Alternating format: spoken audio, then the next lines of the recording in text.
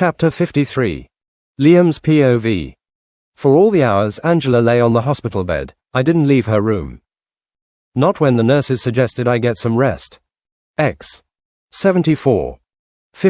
vouchers. Not when the sun crept in through the blinds and turned the sterile white walls a soft grey. Not when my body started to ache from sitting in the same chair for too long. I didn't care about myself. I had told him time and time again. All I cared about was Angela, and the fact that I didn't get anyone at that warehouse sent a serious amount of rage flowing through my body. Angela lay in the hospital bed, small and pale against the sheets, monitors quietly tracking every breath, every heartbeat. Each rise and fall of her chest felt like a miracle I didn't deserve. If I looked away, even for a second, it felt like tempting fate. Marcus came sometime mid-morning. He didn't say much, just set a paper bag of clothes on the chair beside me and a cup of coffee on the side table. "You need to eat," he said quietly. "I'm fine." He gave me a look that said we both knew that was bullshit, but he didn't push it. He left the clothes anyway, fresh jeans, a hoodie, clean socks. Proof that time was still moving, even though mine had stopped. I didn't change. I didn't drink the coffee. I barely registered the food. My eyes stayed on Angela. She stirred occasionally, brows knitting as if trapped in half-formed dreams. Every time she moved, my heart slammed so hard I thought it might give out. She had been all alone there. Who knew how long they injected the sedative? Late afternoon, the police arrived. 2 officers. Polite. Professional. Detached. They asked if Angela felt well enough to answer a few questions. I watched her nod, even though I could tell it took effort. I stayed right there, my hand wrapped around hers, like letting go would undo everything. "Do you remember the abduction?" one of them asked gently. Angela frowned, eyes drifting to the ceiling. "I remember leaving work," she said slowly. "I was walking to my car. I think I saw a van." "What color?" the other officer asked. She shook her head. "I don't know. Dark, maybe." "How many people?" She hesitated. "At least 2, I heard more than one voice." "Any faces?" "No," her voice cracked. "Just a woman's voice." She sounded angry. The officers exchanged a look. "Do you recognize the voice?" one asked. Angela swallowed. "No, that was it. No license plate. No names. No clear description."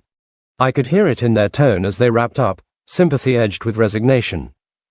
Without more, this wasn't a serious criminal case. It was just a dead end.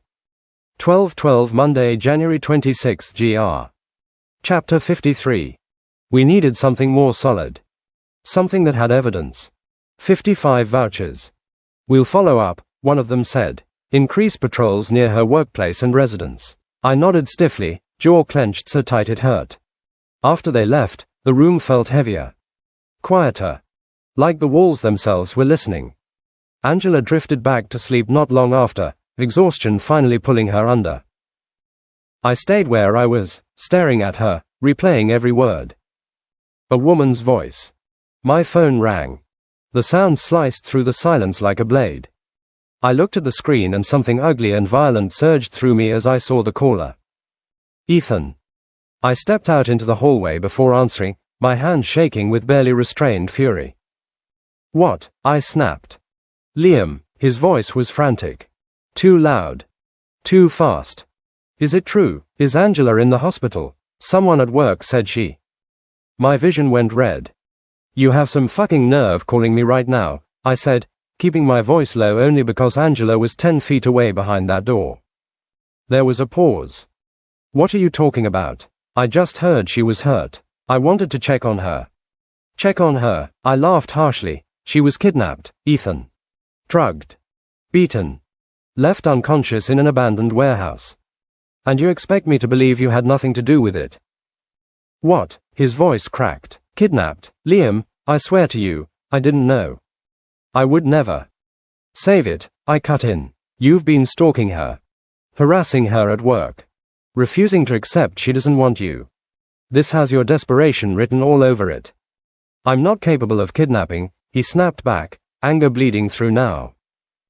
And you know it. I care about Angela. I would never hurt her like that. I wanted to believe he was lying. I wanted him to be the villain, simple, obvious, someone I could destroy without guilt. But there was something in his voice. Shock. Fear. Not performance. I'm coming to see her, he said suddenly. I need to see for myself that she's okay. The thought of him anywhere near her made my skin crawl. You're not getting anywhere near her, I said coldly. You lost that right the moment you chose Maya over her. You don't get to play the role of a concerned friend now. Liam, I hung up. My hands were shaking when I lowered the phone. Marcus was leaning against the wall a few feet away. He'd heard everything. You don't think it was him? He asked quietly. I dragged a hand through my hair, exhaustion crashing into me all at once. I don't know, he sounded genuinely shocked. And that scares you more, Marcus said. Yes, I admitted. Because if it wasn't Ethan, if it wasn't the obvious choice, then who? The kidnappers wanted to humiliate me. Publicly. They wanted to hurt Angela. They wanted control. Someone who hated her. Someone who hated me. My gaze drifted back to the door of her hospital room.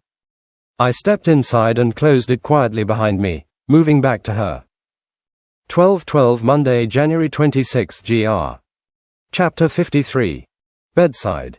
74. E53 vouchers. I took her hand again, pressing my forehead briefly to her knuckles. I'm not going anywhere, I whispered. But as I sat there, watching the monitors rise and fall, one truth settled heavy in my chest. This wasn't over. Whoever did this hadn't just taken Angela. They'd declared war. And I had no intention of losing. AD. Comment. Archer.